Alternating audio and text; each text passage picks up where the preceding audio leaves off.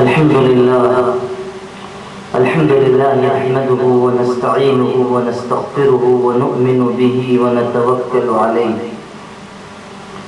ونعوذ بالله من شرور أنفسنا ومن سيئات أعمالنا من يهده الله فلا مضل له ومن يضلله فلا هادي له ونشهد أن لا إله إلا الله وحده لا شريك له ونشهد أن سيدنا وسندنا وحبيبنا ومولانا محمدا عبده ورسوله صلى الله عليه وسلم وبارك عليه وعلى آله وصحبه وأزواجه وذرياته أجمعين أما بعد. قال الله تبارك وتعالى في القرآن المجيد والفرقان الحميد: فأعوذ بالله من الشيطان الرجيم بسم الله الرحمن الرحيم شهر رمضان الذي أنزل فيه القرآن هدى للناس وبينات من الهدى والفرقان. وقال تبارك وتعالى: يا أيها الذين آمنوا كتب عليكم الصيام كما كتب على الذين من قبلكم لعلكم تتقون. صدق الله العظيم. وقال النبي صلى الله عليه وسلم: ادعوا الله وأنتم موقنون بالإجابة، أو كما قال عليه الصلاة والسلام.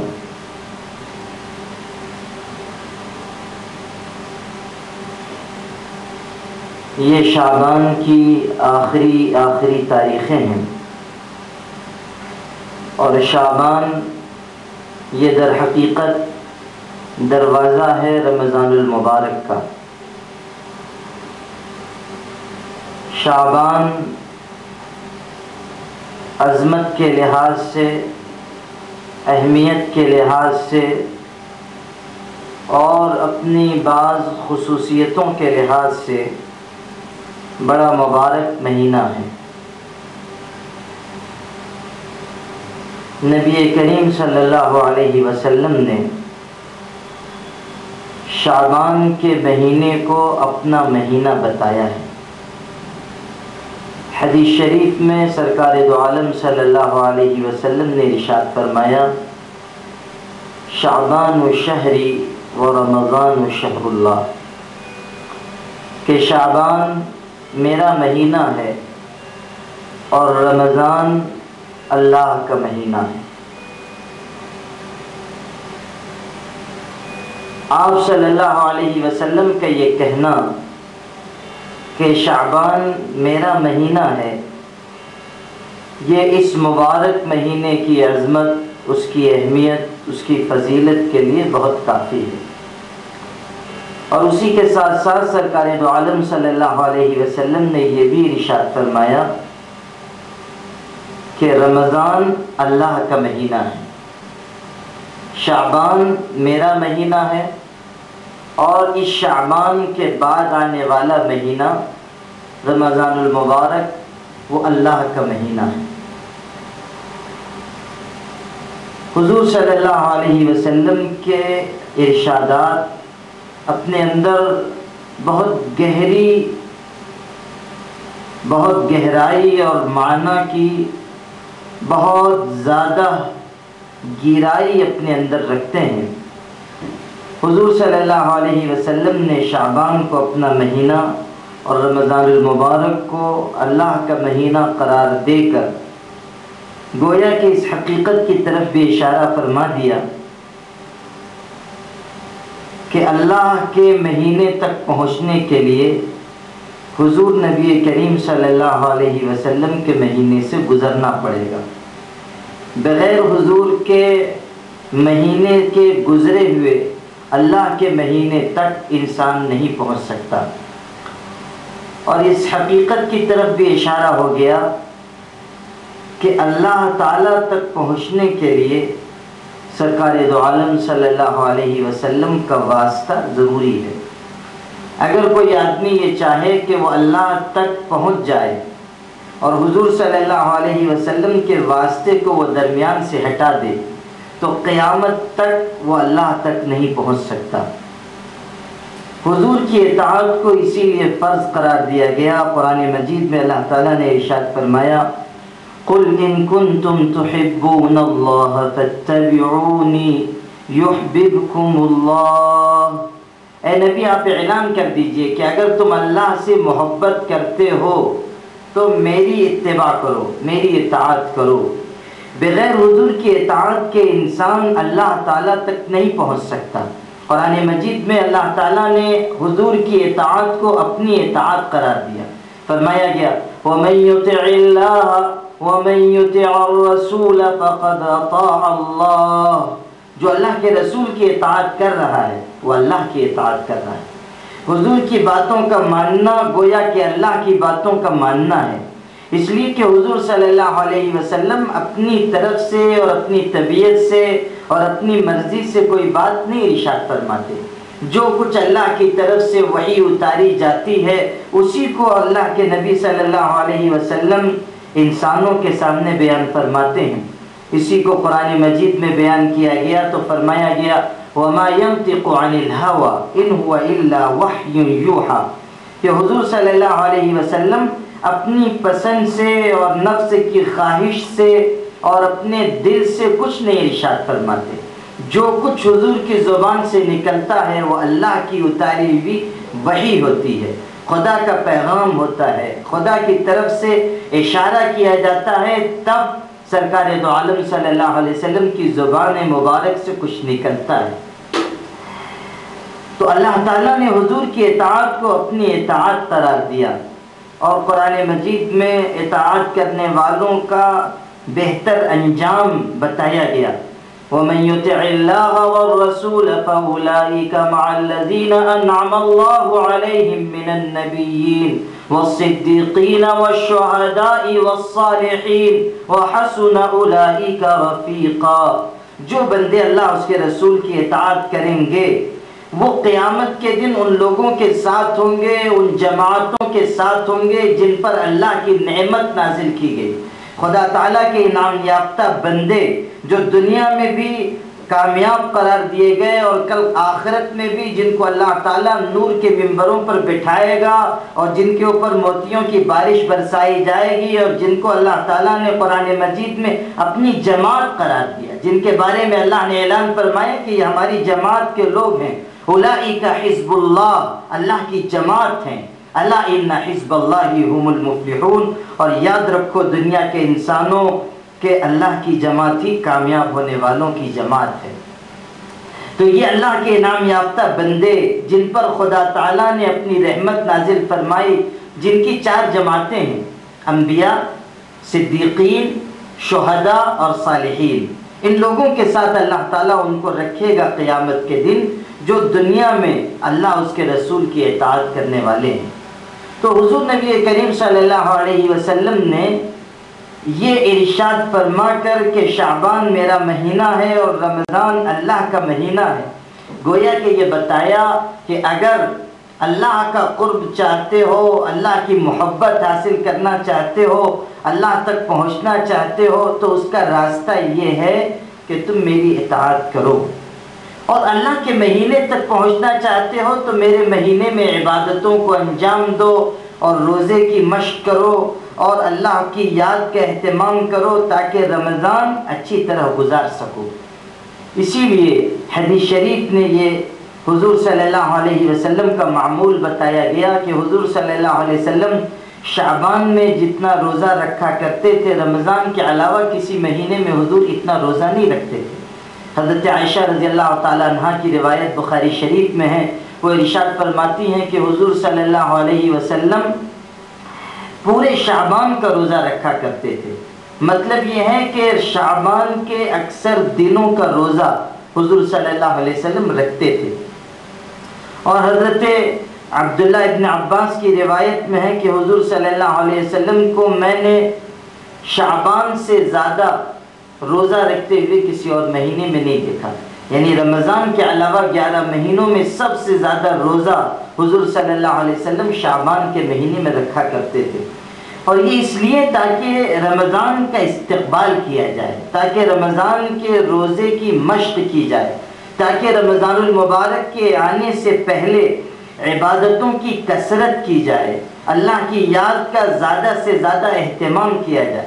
اس لیے شعبان کے مہینے سے حضور نبی کریم صلی اللہ علیہ وسلم زیادہ روزے رکھا کرتے تھے اور زیادہ اللہ کی عبادت میں منہمک ہو جاتے تھے۔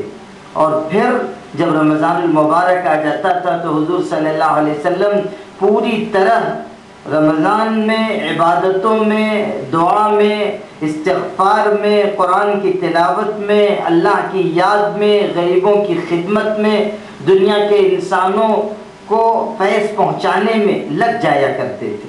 پورا رمضان حضور نبی کریم صلی اللہ علیہ وسلم کا عبادت میں اور اللہ تعالیٰ کی یاد میں گزرتا تھا، اور عام مہینوں سے زیادہ حضور نبی کریم صلی اللہ علیہ وسلم قرآن کی تلاوت کا، ذکر کا، دعا کا اور ایسی عبادتوں کا جو حضور صلی اللہ علیہ وسلم رمضان کے علاوہ انجام نہیں دیا کرتے تھے، ان عبادتوں کا بھی رمضان میں اہتمام فرماتے تھے۔ تراویح کا حضور صلی اللہ علیہ وسلم نے اہتمام فرمایا۔ رمضان میں حضور صلی اللہ علیہ وسلم قرآن مجید کا دور فرمایا کرتے تھے۔ قرآن مجید کو حضرت جبریل علیہ السلام کے سامنے پڑھ کر سناتے تھے اور حضرت جبریل سے قرآن مجید کو سنا کرتے تھے۔ تو رمضان المبارک اللہ کا مہینہ ہے۔ حضور نبی کریم صلی اللہ علیہ وسلم نے رمضان کی یہ حیثیت بیان فرمائی۔ رمضان کے جتنے فضائل قرآن مجید میں اور احادیث میں بیان کیے گئے ہیں، ان تمام فضائل سے اگر ہم اپنی نگاہوں کو بند کر کے صرف اتنی فضیلت بھی رمضان کی حضور صلی اللہ علیہ وسلم کے الفاظ میں پڑھیں یا سنیں کہ رمضان اللہ کا مہینہ ہے، تو رمضان کی عظمت دل کے اندر بیٹھ جاتی ہے۔ اللہ نے جس مہینے کو اپنا مہینہ بتایا ہو اور حضور صلی اللہ علیہ وسلم نے جس مہینے کے بارے میں یہ کہا ہو کہ وہ اللہ کا مہینہ ہے، اس کی عظمت، اس کی برکت، اس کی فضیلت کا کوئی اندازہ نہیں کیا جا سکتا۔ پھر رمضان کو اللہ تعالیٰ نے عجیب و غریب خصوصیتوں سے نوازا۔ میں نے قرآن مجید کی آیت پڑھی، اللہ تعالیٰ نے رمضان المبارک کی ایک بہت بڑی خصوصیت کو بیان فرمایا گیا، شہر رمضان الذی انزل فیہ القرآن۔ رمضان المبارک کا مہینہ وہ بابرکت مہینہ ہے جس میں اللہ نے قرآن مجید کو نازل فرمایا۔ قرآن اسی مبارک مہینے میں نازل فرمایا گیا، رمضان کے مہینے میں اتارا گیا۔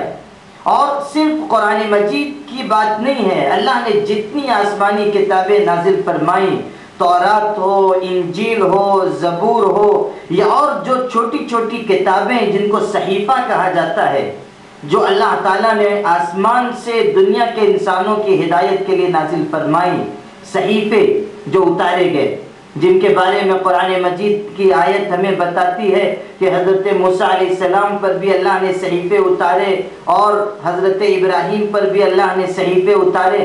فرمایا گیا ان هذا لفی الصحف الاولى صحف ابراہیم و موسیٰ، کہ یہ جو بات قرآن مجید میں بیان کی جا رہی ہے یہ اللہ نے پہلے صحیفوں میں بھی اتاری تھی۔ حضرت ابراہیم پر جو صحیفے نازل کیے گئے اور حضرت موسیٰ علیہ السلام پر جو صحیفے نازل کیے گئے، اللہ نے ان میں بھی یہ بات اتاری تھی۔ حضرت موسیٰ کے اوپر اللہ نے صحیفے نازل فرمائے، حضرت ابراہیم پر کچھ صحیفے حضرت شیس علیہ السلام پر اتارے گئے، اور مختلف پیغمبروں کو اللہ نے صحیفے عطا فرمائے۔ علماء نے آسمان سے اتارے جانے والے صحیفوں کی تعداد 100 سے زائد بتائی ہے۔ یہ تمام صحیفے اور تورات اور انجیل اور زبور اور سب سے بڑھ کر قیامت تک رہنے والی اللہ کی وہ کتاب جو تمام دنیا کے انسانوں کے لیے ہدایت کا ذریعہ ہے، وہ قرآن مجید جس کو اللہ تعالیٰ نے تمام دنیا کے انسانوں کے لیے شفا کا ذریعہ بنایا، ہدایت کا ذریعہ بنایا، جس کی خاصیت یہ ہے کہ اس میں شک و شبے کی گنجائش نہیں ہے۔ اللہ کی وہ کتاب جس میں جھوٹ دائیں سے اور بائیں سے اور آگے پیچھے سے اور اوپر نیچے سے کہیں سے داخل ہو ہی نہیں سکتا، جس کے بارے میں فرمایا گیا لا یأتیہ الباطل من بین یدیہ ولا من خلفہ تنزیل من حکیم حمید۔ یہ اللہ کی وہ کتاب ہے کہ جھوٹ اس کے دائیں سے اور بائیں سے اور آگے سے اور پیچھے سے داخل ہو ہی نہیں سکتا۔ یہ تو زبردست حکمت والے قابل تعریف اللہ کی اتاری ہوئی کتاب ہے۔ قرآن مجید عجیب و غریب کتاب، رہزنا از حفظ او رہبر شدن، از کتاب صاحب دفتر شدن۔ علامہ اقبال رحمۃ اللہ علیہ نے فرمایا کہ قرآن مجید اللہ کی وہ کتاب ہے کہ اس کتاب کے پڑھنے والے جو رہزن اور ڈاکو تھے، جو لٹیرے تھے، جو قوموں کے اوپر حملہ کر کے اور ان کو لوٹ کر گزر بسر کیا کرتے تھے، جب اس کتاب کے اوپر انہوں نے عمل کیا، قرآن کو سینے سے لگایا، اللہ کی کتاب کے اوپر ایمان قبول کیا اور قرآن کی ہدایتوں پر عمل کرنا شروع کیا، تو وہی لوگ جو قوموں کو لوٹا کرتے تھے، اللہ نے ان کو دنیا کی امامت کے منصب پر فائز فرمایا۔ یہ قرآن مجید کا زبردست معجزہ ہے کہ مکہ کے رہنے والے وہ لوگ جن کے پاس علم نہیں تھا، جن کے پاس تہذیب نہیں تھی، جن کے پاس ثقافت نہیں تھی، جن کے پاس کوئی ایسا ہنر اور فن نہیں تھا جس کی بنیاد پر وہ دنیا میں عزت کا مقام حاصل کر سکتے، جب اللہ کی کتاب ان کے سامنے اتاری گئی اور اللہ کی کتاب پر انہوں نے ایمان قبول کیا، تو پھر حالت یہ ہوئی کہ دنیا کے امامت کے منصب پر وہ فائز کر دیے گئے۔ صحابہ کرام کی جماعت کیا تھی؟ جاہلیت کے دور میں وہ لوٹ مار کرنے والے تھے، بکریاں چرانے والے تھے، ان کے پاس علم نہیں، ان کے پاس تہذیب نہیں، دنیا کی قوموں میں بالکل نچلے درجے کی وہ قوم سمجھے جاتے تھے، کوئی ان کے اوپر حکومت کرنا گوارا نہیں کرتا تھا، لیکن اللہ کی کتاب کے اوپر عمل کرنے نے انہیں دنیا میں وہ عزت کا مقام عطا فرمایا کہ اللہ کی کتاب قرآن مجید میں ان کی تعریف کی گئی اور اعلان کر دیا گیا کہ رضی اللہ عنہم ورضوا عنہ، یہ صحابہ کی جماعت وہ جماعت ہے کہ اللہ ان سے راضی ہو گیا اور وہ اللہ کے فیصلے سے خوش ہو گئے۔ قیامت تک کے لیے اعلان کر دیا گیا کہ حضور صلی اللہ علیہ وسلم کے ساتھی اور حضور کے اوپر ایمان لانے والے اور حضور کی مدد کرنے والے وہ اللہ کے محبوب بندے ہیں۔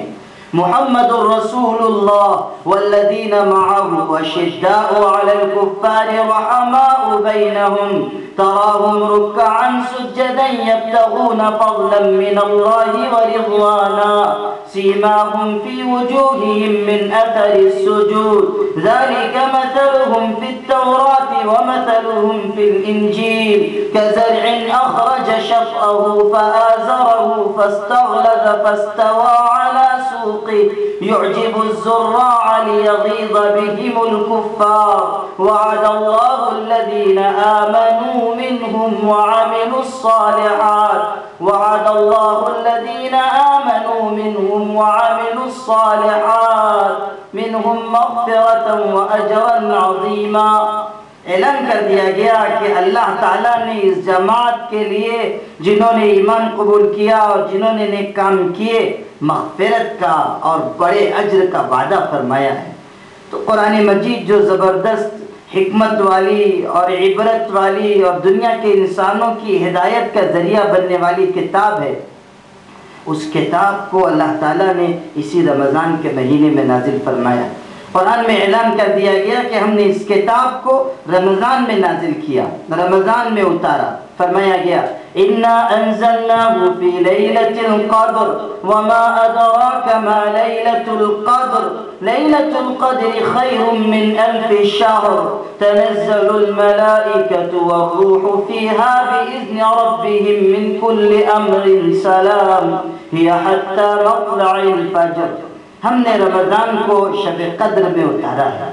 شب قدر اسی رمضان کی ایک مبارک رات ہوتی ہے، اور وہ رات بھی رمضان المبارک کی عجیب و غریب خصوصیت ہے۔ اللہ نے رمضان میں ایک ایسی مبارک رات رکھی جسے ہم شب قدر کہتے ہیں، اور ایک رات کو اللہ نے ایسی عظمت عطا فرمائی کہ اس کی عبادت کو 1000 مہینوں کی عبادت سے زیادہ افضل قرار دیا گیا۔ 1000 مہینوں کو اگر جوڑا جائے تو 83 سال کی عبادت سے زیادہ بنتے ہیں۔ 83 سال، 1000 مہینوں کو اگر جوڑا جائے تو 83 سال اور کچھ مہینے بنتے ہیں۔ اب آپ تصور کیجئے کہ ایک رات کی عبادت کا ثواب اللہ نے 83 سال کی عبادت کے ثواب سے زیادہ متعین فرما دیا، اور اس رات کو اللہ تعالیٰ نے رمضان المبارک میں رکھا۔ ایک آدمی 83 سال کی زندگی آج عام طور سے نہیں پاتا، 60 سال 50 سال، اب تو عمریں مختصر ہو رہی ہیں، کم وقت میں انسان دنیا سے گزر جاتا ہے۔ اگر بالفرض یہ مان لیا جائے کہ کسی کی عمر 83 سال ہو بھی جائے تو وہ پورا مکمل 83 سال کا وقفہ عبادتوں میں نہیں گزار سکتا، پوری زندگی وہ عبادت میں مشغول نہیں رہ سکتا، اس کے ساتھ ضرورتیں ہیں، اس کے ساتھ مسائل ہیں۔ لیکن اللہ تعالیٰ نے اس امت کے اوپر مہربانی فرما کر یہ اعلان فرمایا کہ اگر ایک رات شب قدر کی عبادت تم کو نصیب ہو گئی، زندگی میں ایک مرتبہ بھی اگر شب قدر تم کو مل گئی، تو گویا کہ 83 سال کی عبادت سے زیادہ ثواب اللہ نے تمہارے نام اعمال میں لکھ دیا۔ یہ رمضان المبارک ہی کی ایک عظیم اور بابرکت رات ہے جسے ہم شب قدر کے نام سے یاد کرتے ہیں، اور اسی شب قدر میں اللہ نے قرآن کو نازل فرمایا، جس کا اعلان قرآن میں کیا گیا کہ اِنَّا أَنزَلْنَاهُ فِي لَيْلَةِ الْقَدْرِ، ہم نے اس قرآن کو شب قدر میں اتارا۔ وَمَا أَدْرَاكَ مَا لَيْلَةُ الْقَدْرِ، اور تمہیں کیا معلوم کہ لیلۃ القدر، شب قدر کیسی عظمت والی اور برکت والی اور فضیلت والی رات ہے۔ آؤ ہم تم کو بتاتے ہیں کہ یہ کیسی عظمت والی رات ہے۔ لیلۃ القدر خیر من الف شہر، یہ شب قدر 1000 مہینوں سے زیادہ بہتر ہے، 1000 مہینوں سے زیادہ بہتر ہے۔ تو رمضان المبارک اللہ کا مہینہ ہے، قرآن مجید اور تمام آسمانی کتابوں کے نازل ہونے والا مہینہ ہے، اور رمضان المبارک شب قدر والا مہینہ ہے، اور رمضان المبارک روزے جیسی عظیم عبادت والا مہینہ ہے۔ اللہ تعالیٰ نے رمضان المبارک کا روزہ فرض فرمایا، قرآن مجید میں روزے کی فرضیت کا اعلان کیا گیا۔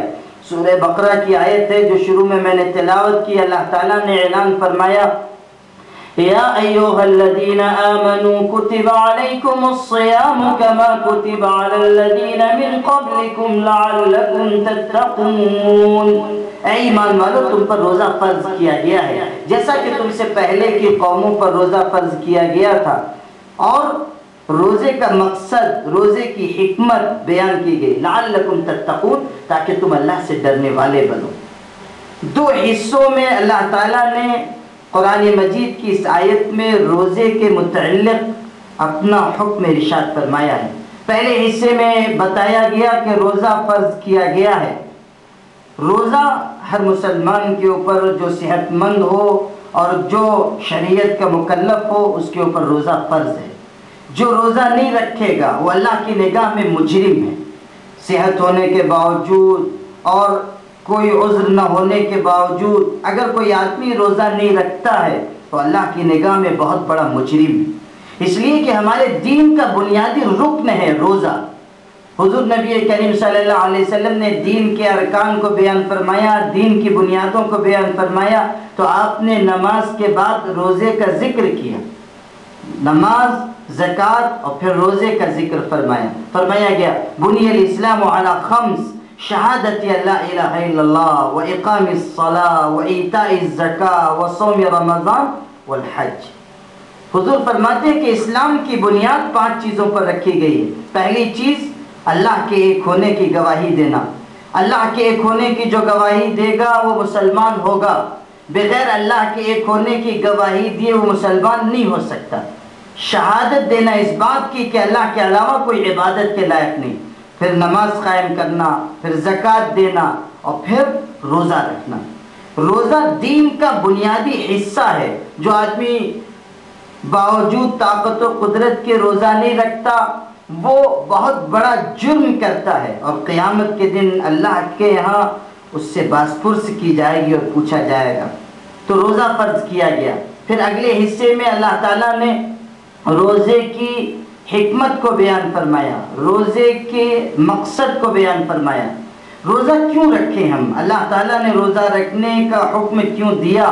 خود پاک پروردگار نے روزے کے مقصد کو اور روزے کی حکمت کو بیان کر دیا کہ روزہ اس لیے فرض کیا گیا ہے تاکہ تم اللہ سے ڈرنے والے بنو، لعلکم تتقون، اللہ سے ڈرنے والے، خدا کا خوف اپنے دل کے اندر رکھنے والے بنو، اس لیے روزہ تمہارے اوپر فرض کیا گیا ہے۔ روزے کا مقصد یہ نہیں ہے کہ آدمی صبح صادق سے لے کے غروب آفتاب تک بھوکا اور پیاسا رہے، اور اللہ یہ چاہتا ہے کہ لوگ بھوکے اور پیاسے رہیں۔ روزے کا مقصد یہ نہیں ہے، روزے کا مقصد کچھ اور ہے، اور اسے اللہ نے بیان فرمایا۔ اگر کوئی اور روزے کا مقصد بیان کرتا، کوئی عالم اور کوئی محدث اور کوئی ولی اور کوئی غوث و قطب و ابدال، تو اس میں شک و شبے کی گنجائش ہو سکتی تھی، لیکن اللہ تعالیٰ نے جب روزے کے مقصد کو خود بیان فرما دیا تو اب کوئی شبہ نہیں کیا جا سکتا۔ روزہ فرض کیا گیا لعلکم تتقون، تاکہ دنیا کے انسانوں تم اللہ سے ڈرنے والے بن جاؤ۔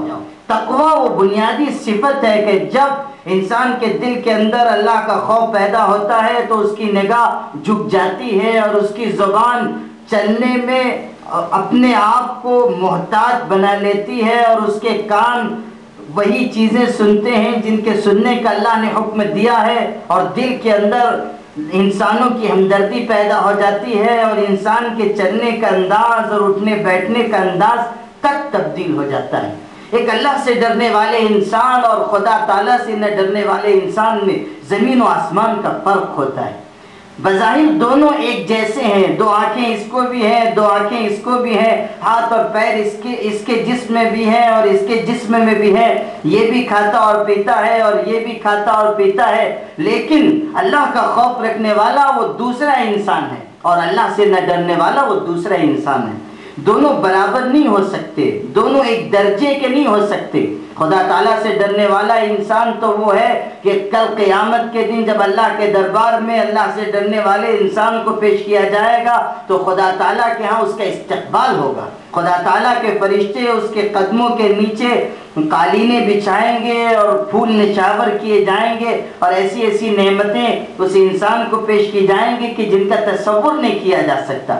اسی کو اللہ تعالیٰ نے قرآن مجید میں بیان کیا، عجیب و غریب الفاظ میں اللہ تعالیٰ نے بیان کیا کہ اللہ اللہ کرنے والے اور اللہ سے ڈرنے والے، اللہ کی نگاہ میں ان کی عظمت کتنی بلند ہے۔ فرمایا گیا ان الذين قالوا ربنا الله ثم استقاموا تتنزل عليهم الملائكة ألا تخافوا ولا تحزنوا وأبشروا بالجنة التي كنتم توعدون نحن أولياؤكم في الحياة الدنيا وفي الآخرة ولكم فيها ما تشتهي أنفسكم ولكم فيها ما تدعون نزلا من غفور رحیم۔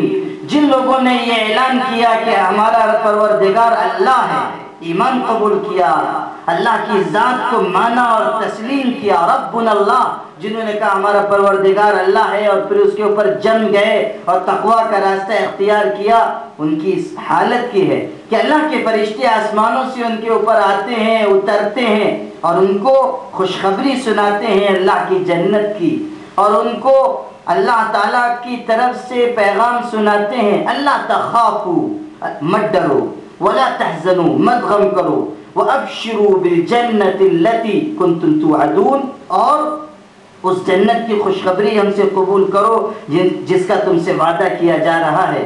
ہم دنیا میں بھی تمہارے دوست ہیں، ہم آخرت میں بھی تمہارے دوست ہوں گے، اور جنت میں جو کچھ تمہارا دل چاہے گا وہ ساری نعمتیں تم کو ملیں گی، اور جو کچھ تم مانگو گے تم کو دیا جائے گا۔ یہ اللہ کی طرف سے ان لوگوں کی مہمان نوازی کی جائے گی، اور ان کی تکریم اور ان کا اعزاز کیا جائے گا۔ تو میرے عزیز بھائیوں، اصل حقیقت یہ ہے کہ اللہ سے ڈرنے والا انسان دنیا میں بھی وہ سب سے بلند مرتبہ ہے، سب سے زیادہ باعزت ہے۔ قرآن مجید میں اللہ تعالیٰ نے اس بات کا بھی اعلان فرمایا کہ اللہ کی نگاہ میں سب سے زیادہ باعزت اللہ سے ڈرنے والے ہیں، سب سے زیادہ محترم اللہ تعالیٰ سے خوف رکھنے والے ہیں۔ یہ جو ہمارا ایک مزاج ہے کہ ذات اور برادری کی وجہ سے ہم بلند کسی کو سمجھتے ہیں، کسی کو اس کے دولت اور مال کی وجہ سے ہم بلند مرتبہ سمجھتے ہیں، اور جس کے پاس کارخانے ہیں اور جس کے پاس فیکٹریاں ہیں اور جس کے جیب میں مال ہے اور جس کے پاس وسائل ہیں، ہم یہ سمجھتے ہیں کہ یہ بلند مرتبہ ہے اور یہ اس کی عزت کرنی چاہیے۔ اور صورتحال یہ ہوتی ہے کہ بے نمازی اور ایسا انسان جس کو بات کرنے کا سلیقہ نہیں، جس کو اٹھنے بیٹھنے کی تہذیب نہیں، جس کے پاس انسانیت نام کی کوئی چیز نہیں، اگر دولت اس کے پاس ہے اور وہ کہیں چلا آئے تو لوگ کھڑے ہو کر اس کا استقبال کرتے ہیں۔ حالانکہ صاحبزادے کو استنجا کرنے کا بھی ڈھنگ نہیں ہے، لیکن دولت ہے، چونکہ مال ہے، اس لیے لوگ عزت اور احترام کر رہے ہیں۔ اور ہم نے برادریاں اپنے ذہن سے بنا لی، ذاتوں میں انسان کو تقسیم کر دیا، مختلف خانوں میں بانٹ دیا گیا کہ یہ اس برادری کے ہیں، یہ اس ذات کے ہیں، یہ اس طبقے سے تعلق رکھتے ہیں، اس لیے یہ بہت اونچے ہیں۔ قرآن مجید میں اعلان کر دیا گیا اور کیسے الفاظ بیان کیے گئے، اور ان الفاظ کو ہمارے دل پہ نقش ہونا چاہیے۔ ہر مسلمان کو اپنے اپنے دل پر قرآن مجید کی اس آیت کے الفاظ نقش کر لینے چاہیے کہ اللہ نے کیا بات ارشاد فرمائی۔ سورہ حجرات میں اعلان کیا گیا، یا ایھا الناس انا خلقناکم من ذکر وانثى وجعلناکم شعوبا وقبائل لتعارفوا ان اکرمکم عند اللہ اتقاکم ان اللہ علیم خبیر۔ اے دنیا کے انسانوں، ہم نے تم کو ایک مرد ایک عورت سے پیدا کیا۔ یہ جو تم سمجھتے ہو کہ وہ فلاں برادری سے تعلق رکھتا ہے اس لیے اونچا ہے، اور وہ فلاں برادری سے تعلق رکھتا ہے اس لیے نیچا ہے، اور یہ اس کی ذات اونچی ہے اور اس کی ذات نیچی ہے، اور وہ فلاں طبقے کا ہے اس لیے بہت بڑا ہے اور وہ فلاں طبقے کا ہے اس لیے نیچا ہے، یہ سب غلط بنیادیں ہیں۔ اسلام اس کی اجازت نہیں دیتا کہ کسی کو اونچا اور نیچا سمجھا جائے۔ اسلام تو تمام فرق کو مٹانے کے لیے اور تمام حیثیتوں کو ختم کرنے کے لیے اور تمام دنیا کے انسانوں کو ایک صف میں کھڑا کر دینے کے لیے آیا تھا۔ اور ہمارے دین میں جو عبادتیں ہیں اس کے اوپر ہم غور کریں تو معلوم ہو جاتا ہے کہ اللہ تعالیٰ نے کس طرح ہمارے دل کے اندر پیدا ہونے والے تکبر کو ختم کیا، اور ہمارے جسم کے اندر بیٹھے رہنے والے بڑائی کے بت کو پاش پاش کر دیا گیا، ٹکڑے ٹکڑے کر دیا گیا۔ حکم دیا گیا کہ نماز پڑھنا ہو تو مسجد میں آ کر نماز پڑھو، جماعت کے ساتھ نماز پڑھو۔ فرمایا گیا وَأَقِيمُوا الصَّلَاةَ وَآتُوا الزَّكَاةَ وَارْكَعُوا مَعَ الرَّاكِعِينَ، نماز قائم کرو اور زکوٰۃ دو اور رکوع کرنے والوں کے ساتھ رکوع کرو، یعنی باجماعت نماز پڑھو۔ اگر تم اپنے گھر میں فرض نماز ادا کر رہے ہو بغیر عذر کے تو تمہاری نماز مقبول نہیں ہوگی، فرض ساقط ہو جائے گا، نماز کا ثواب اور اجر اللہ کی نگاہ میں کم ہو جائے گا۔ باجماعت نماز ادا کرو، کیوں؟ اس لیے کہ جب مسجد میں آؤ گے اور اپنی اونچی حیثیت کے ساتھ اور اپنے علم پر کبر کے ساتھ اور اپنی دولت کے گھمنڈ کے ساتھ آؤ گے اور بڑے امیر اور کبیر خانوادے سے تعلق رکھنے والے ہیں اور بہت اونچی حیثیت کے آدمی ہیں اور جہاں جاتے ہیں لوگ استقبال کرتے ہیں، مسجد میں آئے تو ایک حمالی کرنے والا مزدور ان سیٹھ صاحب کے بازو میں آ کر کھڑا ہو گیا، کس کے اندر یہ جرت ہے کہ وہ شخص کو اپنے بازو سے ہٹا دے؟ نہیں ہٹا سکتا، اس لیے کہ یہ اسلام کا نظام ہے کہ جس کو جہاں جگہ ملے گی وہ آ کر سب میں شریک ہوگا اور نماز ادا کرے گا۔ اسی طرح حج فرض کیا گیا کہ آؤ، پوری دنیا کے مسلمانوں کو بلایا گیا کہ جو صاحب حیثیت ہیں وہ آئیں، مکہ مکرمہ میں آئیں، مزدلفہ میں آئیں، منی میں آئیں، عرفات کے میدان میں آئیں اور اپنی سب حیثیتوں کو چھوڑ کے آئیں۔ وہ جو جبہ اور عمامہ اور بہت اونچا لباس اور عمدہ لباس وہ اپنے گھر میں استعمال کرتے ہیں اور اپنی بستی میں پہن کے نکلتے ہیں جس سے ان کی شان ظاہر ہوتی ہے، پہلے مرحلے میں اس کو اتروا دیا گیا کہ اتارو، یہ لباس اتارو، احرام کی دو چادریں کفن کی طرح لپیٹو، تب تم ہمارے دربار میں حاضری کے حقدار ہو سکتے ہو۔ لباس اتروا دیا گیا۔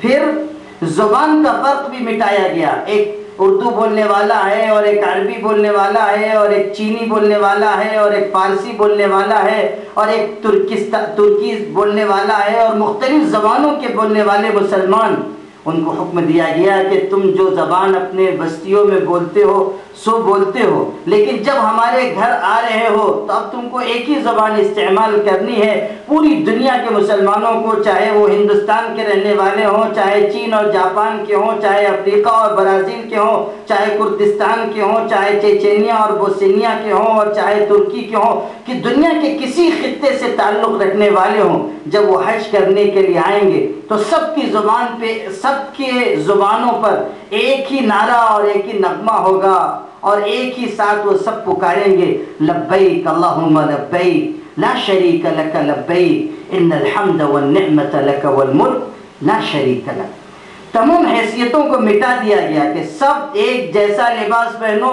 ایک زبان بولو، ایک ساتھ مل کر خانہ کعبہ کا طواف کرو، عرفات کے میدان میں جا کر قیام کرو، اور پھر اللہ کے آگے رو۔ تو تمام حیثیتوں کو مٹایا گیا۔ حضور صلی اللہ علیہ وسلم جب دنیا میں تشریف لائے تو آپ نے دنیا میں تشریف لا کر تمام دنیا کے انسانوں کو ایک صف میں کھڑا کر دیا۔ لیکن مشکل یہ ہے کہ حضور کے گزر جانے کے بعد اور زمانوں کے گزر جانے کے بعد اب صورتحال یہ ہے کہ پھر ذات اور برادری کا وہ بدترین نظام جس کو حضور نے ختم فرما دیا تھا، مسلمانوں میں پھر وہ کھڑا ہو گیا۔ اب ہر طرف اونچ اور نیچ، ہر طرف ذات اور برادری کے نعرے۔ قرآن نے اعلان کیا یہ سب کوئی حقیقت نہیں رکھتے، ہم نے ایک ماں باپ سے تم کو پیدا کیا ہے، اس لیے سب تم آپس میں بھائی بھائی ہو، ایک ماں باپ کی اولاد ہو۔ وَجَعَلْنَاكُمْ شُعُوبًا وَقَبَائِلَ لِتَعَارَفُوا، اور یہ جو قبیلے اور خاندان اور برادریاں ہم نے بنائی ہیں یہ صرف اس لیے تاکہ ایک دوسرے سے تعارف حاصل کر سکو، پہچان کے لیے ہیں۔ اور پھر اعلان کیا گیا إِنَّ أَكْرَمَكُمْ عِنْدَ اللَّهِ أَتْقَاكُمْ، اللہ کی نگاہ میں اگر کوئی بڑا ہے تو وہ ہے جو اللہ سے ڈرنے والا ہے۔ سب سے بڑا وہ جس میں سب سے زیادہ اللہ کا خوف ہے، جس کو ہم نچلی برادری کہتے ہیں، اگر اس میں کا کوئی آدمی ہے جو اللہ سے بہت ڈرنے والا ہے اور اللہ کے دین کا پابند ہے تو وہ ان بادشاہوں سے لاکھوں درجہ افضل ہے جو تخت سلطنت پہ بیٹھے ہوئے ہیں مگر عیاش اور بدکار ہیں، جو شراب پینے والے ہیں، جو بدکاری کرنے والے ہیں، جو لوگوں کا خون چوسنے والے ہیں، جو غریبوں پہ ظلم کرنے والے ہیں، جو دین کے پابند نہیں ہیں، جو اپنی دنیا میں مگن ہیں، وہ چاہے کتنی بھی اونچی حیثیت والے ہوں اور اونچے طبقے سے تعلق رکھنے والے ہوں، اگر اللہ کے دین کے پابند نہیں ہیں اور اگر اللہ کا خوف ان کے اندر نہیں ہے تو پھر وہ اس غریب انسان سے جو دین کا پابند ہے اور اللہ سے ڈرنے والا ہے برتر اور افضل اللہ کی نگاہ میں نہیں ہو سکتے۔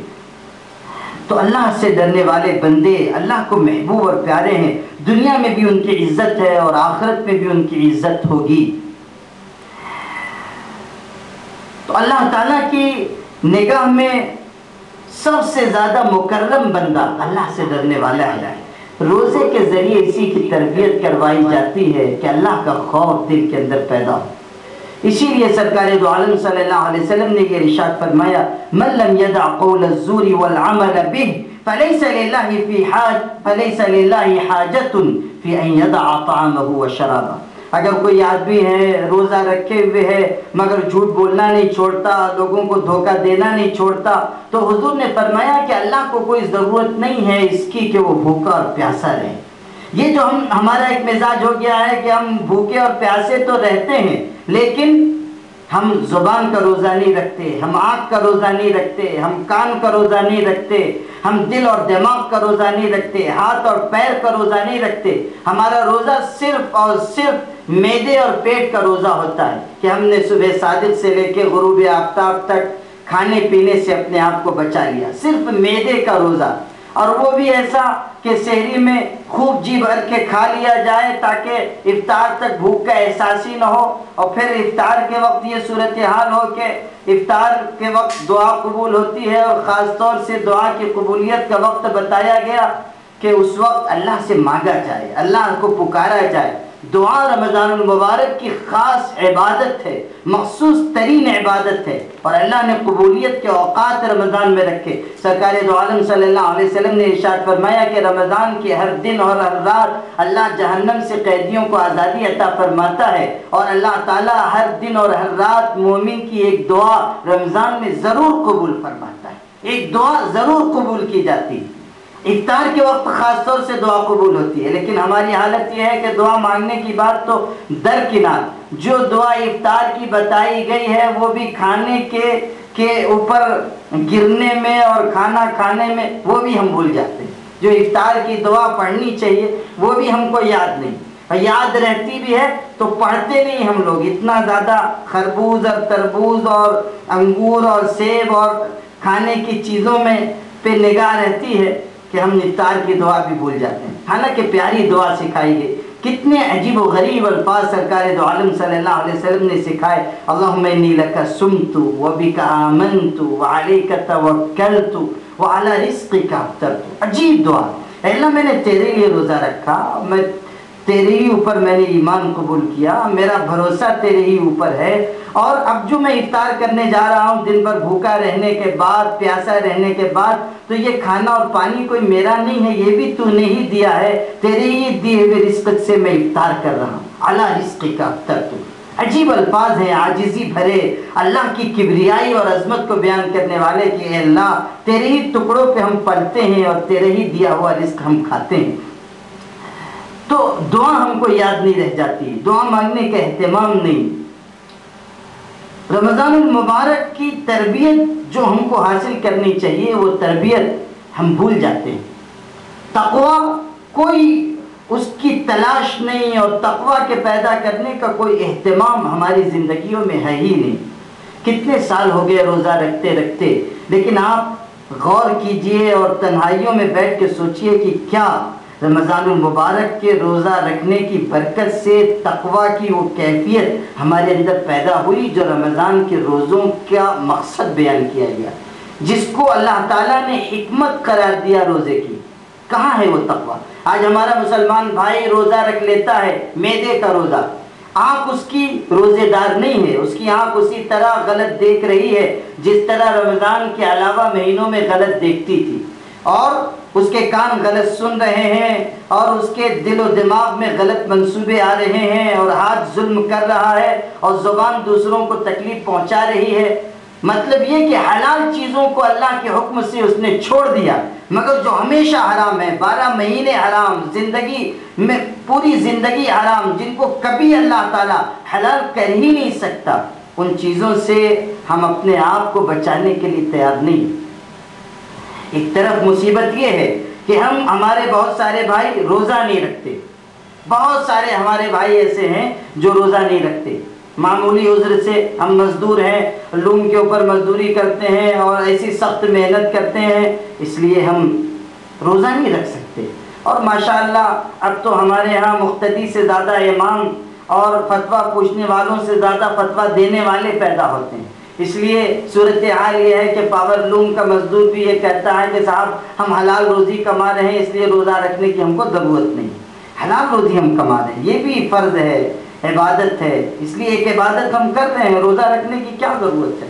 ہمارے بہت سارے پاور لوم پر کام کرنے والے بھائی روزہ نہیں رکھتے، اور انہی کے لیے اور بہت سارے غیر اور دوسرے غیر روزہ داروں کے لیے ہوٹلیں کھول دی جاتی ہیں، یہاں تک کہ مسلمانوں کے شہر میں رمضان کے دنوں میں ہوٹلیں شروع ہیں، اور اچھے اچھے دیندار لوگ اپنی اپنی ہوٹل رمضان کے دنوں میں جاری رکھتے ہیں۔ رمضان کے دن میں ہوٹل جاری رکھنا یہ اللہ کے خلاف بغاوت کرنا، یہ خدا تعالیٰ کے احکامات کی کھلا نافرمانی کرنا، یہ گویا کہ خدا تعالیٰ کے عظیم مہینے کی توہین کرنا ہے، روزے کی توہین کرنا ہے۔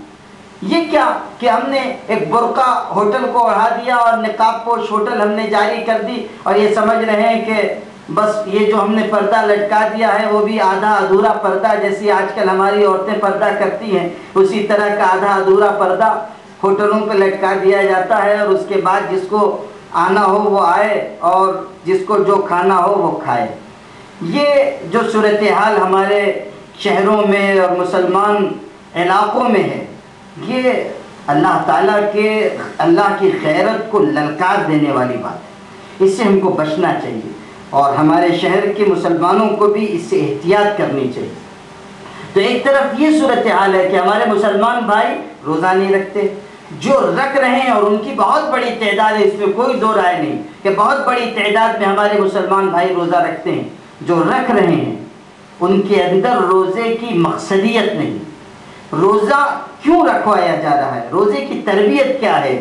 روزے کو اللہ نے کیوں فرض کیا؟ ہم کبھی غور نہیں کرتے اور روزے کے اس مقصد کو حاصل کرنے کی کوشش نہیں کرتے.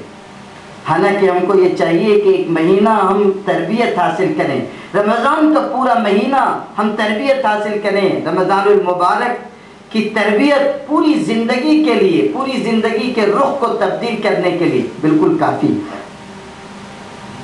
تو روزہ اللہ تعالیٰ نے فرض فرمایا ہے اور روزے کا مقصد اللہ کا خوف ہے. ہم یہ کوشش کریں کہ جو رمضان گزر گئے سو گزر گئے، اب یہ جو رمضان سامنے آ رہا ہے اس رمضان میں کم از کم روزے کے مقصد کو حاصل کرنے کی ہم کوشش کریں. رمضان المبارک کی چند اہم عبادتوں کو بھی سمجھ لینا چاہیے. سب سے اہم ترین عبادت رمضان المبارک کی روزہ ہے. دوسری اہم ترین عبادت قرآن مجید کی تلاوت ہے. میں نے شروع میں عرض کیا کہ قرآن مجید کو خاص نسبت ہے رمضان المبارک سے، اور حضور صلی اللہ علیہ وسلم بھی اس ماہ مبارک میں غیر معمولی اہتمام قرآن مجید کی تلاوت کا فرمایا کرتے تھے. قرآن مجید کی تلاوت جتنی عظمت کے ساتھ ہم کریں گے اللہ تعالیٰ اسی قدر اجر و ثواب ہم کو عطا فرمائے گا.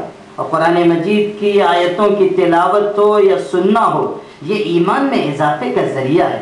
سورہ انفال میں قرآن مجید میں اللہ تعالیٰ نے ارشاد فرمایا انما المؤمنون الذين اذا ذكر الله وجلت قلوبهم واذا تليت عليهم آياته زادتهم ايمانا وعلى ربهم يتوكلون الذين يقيمون الصلاة ومما رزقناهم ينفقون أولئك هم المؤمنون حقا لهم درجات عند ربهم ومغفرة ورزق کریم.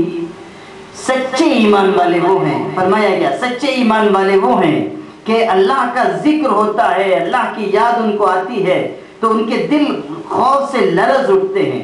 اللہ کے ذکر کی وجہ سے ان کے دل کپا جاتے ہیں، اور جب قرآن مجید کی آیتیں ان کو پڑھ کر سنائی جاتی ہیں تو ان کا ایمان بڑھ جاتا ہے. سچے ایمان والے یہ ہیں. اور پھر فرمایا گیا کہ ایسے ایمان والوں کے لیے اللہ تعالیٰ نے اونچے اونچے درجے اپنے پاس رکھے ہیں اور ان کی مغفرت کا اعلان ہے، اور اللہ ان کو بہترین رزق عطا فرمائے گا. اللہ روزی دے گا، اللہ مغفرت دے گا، اور اللہ اونچے درجات ان کو عطا فرمائے گا.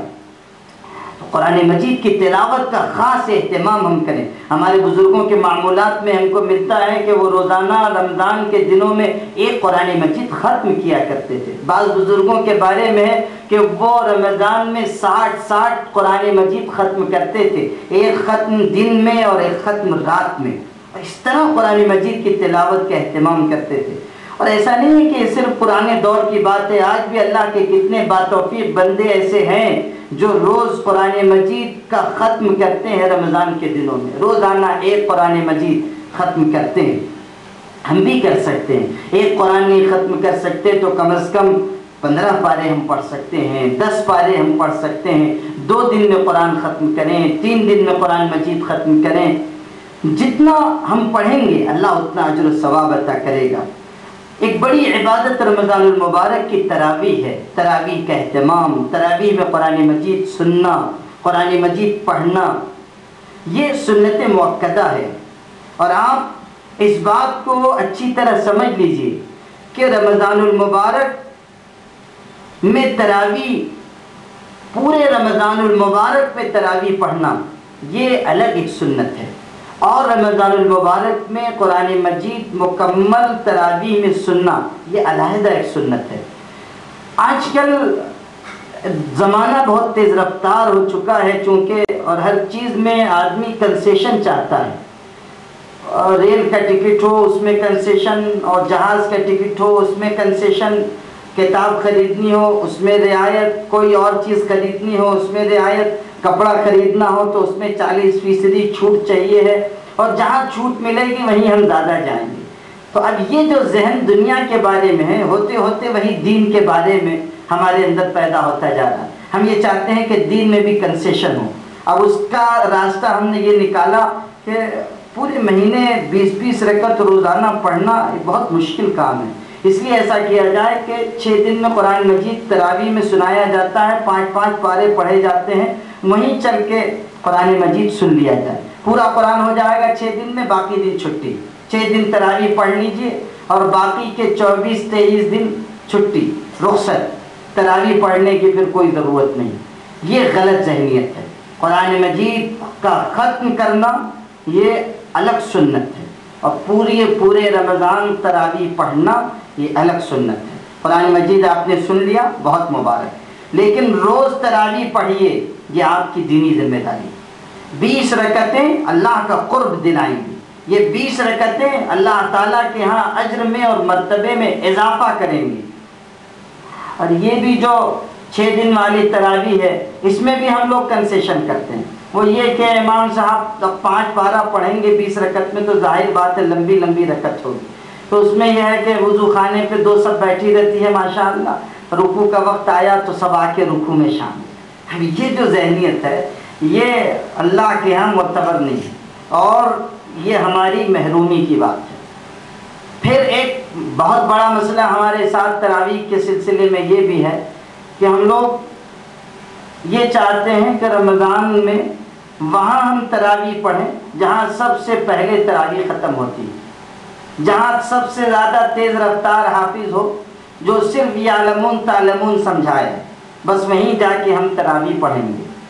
اور نوبت یہاں تک پہنچ چکی ہے کہ جب ہمارے مسلمان بھائی جمع ہوتے ہیں تو آپس میں تبصرہ ہوتا ہے کہ صاحب آپ کے امام صاحب تو بہت آہستہ آہستہ پڑھتے ہیں، پیسنجر ٹرین ہے ان کی، 10 بجے تراویح ختم کرتے ہیں. ہمارے امام صاحب تو ماشاءاللہ وتر سمیت 9:35 ہی پہ خاتمہ کر دیتے ہیں، دعا بھی ہو جاتی ہے اس میں.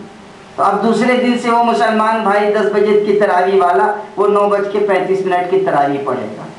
اور قرآن مجید کو اس طرح ہم لوگ اپنی خواہشات نفسانی کا ذریعہ بناتے ہیں کہ قرآن مجید ہم تیز رفتاری سے پڑھیں، قرآن مجید کا حق ضائع ہوتا.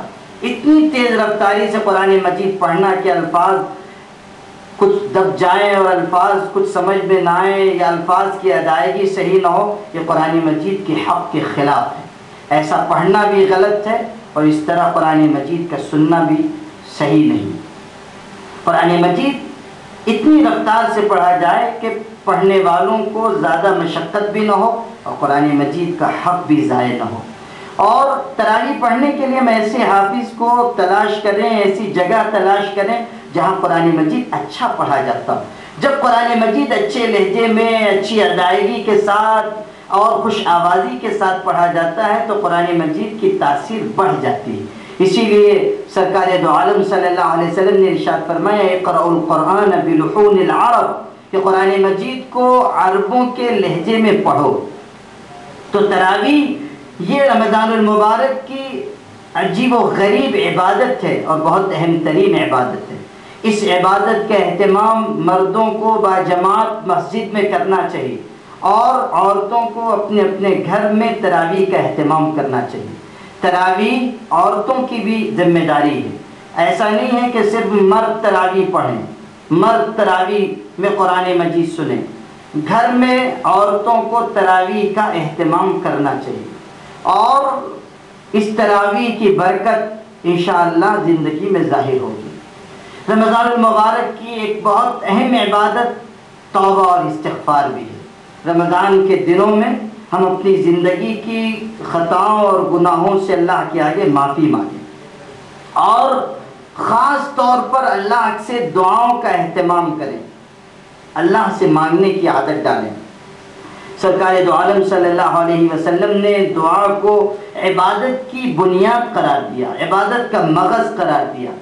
ہم عبادت کا مغز دعا کو اگر چھوڑ کر دیگر عبادتوں میں مشغول ہیں تو یہ صحیح ہے کہ عبادتوں کا ثواب ملے گا، مگر عبادت کے اصل اور عبادت کی جڑ سے ہم محروم کر دیے جائیں گے. اس لیے دعا مانگنے کا اہتمام ہو. اور شروع میں نے حدیث پڑھی سرکار دو عالم صلی اللہ علیہ وسلم کی. حضور نے فرمایا ادعوا اللہ وانتم موقنون بالاجابہ، اللہ سے مانگو اس حالت میں کہ تم کو قبولیت کا یقین ہو. یہ جو ہم لوگ دعا مانگتے ہیں دل میں تذبذب ہوتا ہے، شک و شبہ، پتہ نہیں اللہ قبول کرے گا کہ نہیں قبول کرے گا اور دے گا کہ نہیں دے گا، یہ جو تذبذب اور شک کی کیفیت ہے یہ دعا کی قبولیت کے راستے میں رکاوٹ بن جاتی ہے. ہم یقین کے ساتھ مانگیں کہ اللہ وہ دینے والا ہے، اس کے خزانے میں کسی چیز کی کمی نہیں ہے، تمام تر خزانے اللہ کے قبضے قدرت میں ہیں، اور ایک اشارہ اس کا ہوگا سارے مسائل حل ہو جائیں گے. چشمہ فیض سے اگر ایک اشارہ ہو جائے، لطف ہو آپ کا اور کام ہمارا ہو جائے. اگر اللہ کی طرف سے صرف اشارہ ہو جائے اور اللہ کی طرف سے حکم مل جائے تو تمام پریشانیاں اور تمام مصیبتیں اور تمام تر مسائل ایک سیکنڈ میں حل ہو جائیں گے. اس لیے رمضان المبارک میں خاص طور پر ہم عبادت اور دعا کا اہتمام کریں. اللہ تعالیٰ نے قبولیت کے اوقات بھی ہم کو رمضان میں عطا فرمائے ہیں. 11 مہینے تو ہم تہجد کا اہتمام نہیں کر پاتے جو خاص دعا کی قبولیت کا وقت ہے، لیکن رمضان المبارک میں سحری کھانے کے لیے ہر ایک کو اٹھنا ہے، اور سحری کا وقت وہ عین تہجد کا وقت ہے، اور تہجد کا وقت وہ مبارک وقت ہوتا ہے جب کہ اللہ کی طرف سے ایک منادی پکارتا ہے، اللہ کی طرف سے آواز دینے والا آواز لگاتا ہے کہ ہے کوئی مغفرت مانگنے والا جس کی مغفرت کر دی جائے، ہے کوئی اللہ تعالیٰ سے اپنی ضرورتوں کا سوال کرنے والا کہ اس کی ضرورتوں کی تکمیل کر دی جائے، ہے کوئی روزی مانگنے والا کہ اللہ اس کو روزی عطا فرمائے. اعلان کیا جاتا ہے. اب اگر کوئی تہجد کے وقت اللہ کے آگے مانگے گا اور روئے گا اور گڑ گڑائے گا تو یقیناً اس کی ضرورتوں کی تکمیل ہوگی، اور کوئی شبہ نہیں کہ اس کے مسائل حل ہوں گے، اور کوئی دو رائے نہیں کہ اللہ تعالیٰ اس کی دنیا اور آخرت کو بہتر بنا دے گا. جو مانگنے کا طریقہ ہے مانگ کر دیکھو، جو مانگنے کا طریقہ ہے مانگ کر دیکھو. در کریم سے بندے کو کیا نہیں ملتا. آدمی یقین کے ساتھ اور اللہ سے لگ لپٹ کر اور عاجزی کے ساتھ اگر مانگے گا تو اس کریم کے دروازے سے نہ کوئی محروم کیا گیا ہے اور نہ کوئی محروم کیا جائے گا. اس لیے رمضان المبارک کا ایک نظام شعبان کی انہی آخری تاریخوں سے ہم بنائیں. جس طرح ہم اپنے کاروبار کا اور اپنے دنیا کے معاملات کا نظام پہلے سے بناتے ہیں، منصوبہ بندی کرتے ہیں، ہر ایک چیز کے اوپر ہماری نگاہ ہوتی ہے، دل میں ارادے پیدا ہوتے ہیں، ہم اس کو لکھتے ہیں اور پھر اس کو نوٹ کرنے کے بعد اس کے مطابق ہم عمل کرتے ہیں. اسی طرح شعبان کی ان آخری تاریخوں میں ہم آنے والے رمضان کے لیے دینی معمول بنائیں کہ مجھ کو تہجد کی نماز پڑھنا ہے اور مجھ کو اس طرح روزہ رکھنا ہے اور روزے کی حالت میں تقوی حاصل کرنے کا اہتمام کرنا ہے اور سحری کے وقت دعا مانگنی ہے اور افطار کے وقت اہتمام سے 15-20 منٹ اللہ سے عاجزی کے ساتھ دعا کرنی ہے. قرآن کی تلاوت کا خوب اہتمام کرنا ہے اور ہم اپنے تلاوت کا معمول متعین کریں. ابھی سے ارادہ کریں کہ ہم 10 پارہ پڑھیں گے، ہم 15 پارہ پڑھیں گے یا ہم ایک قرآن ختم کریں گے. اگر خدا نخواستہ ہم اپنے اس معمول کے اوپر پورے نہیں اتر پائے اور قرآن مجید کی جتنی تلاوت یا جو بھی عبادت ہم نے متعین کی وہ ہم نہیں کر پائے کسی وجہ سے، تو اللہ تعالیٰ کی شان کریمی سے یہ پوری امید ہے کہ اللہ تعالیٰ ہم کو ہماری نیت کے مطابق ہی ثواب عطا فرمائے گا. اگر ہم نے قرآن مجید روزانہ ختم کرنے کی نیت کر لی اور کسی وجہ سے ہم نہیں کر سکے، 15 ہی پارہ روز پڑھ سکے، تو اللہ کی ذات سے یہ بات بعید نہیں ہے کہ اللہ ہم کو روز قرآن پڑھنے ہی کا ثواب عطا فرمائے گا.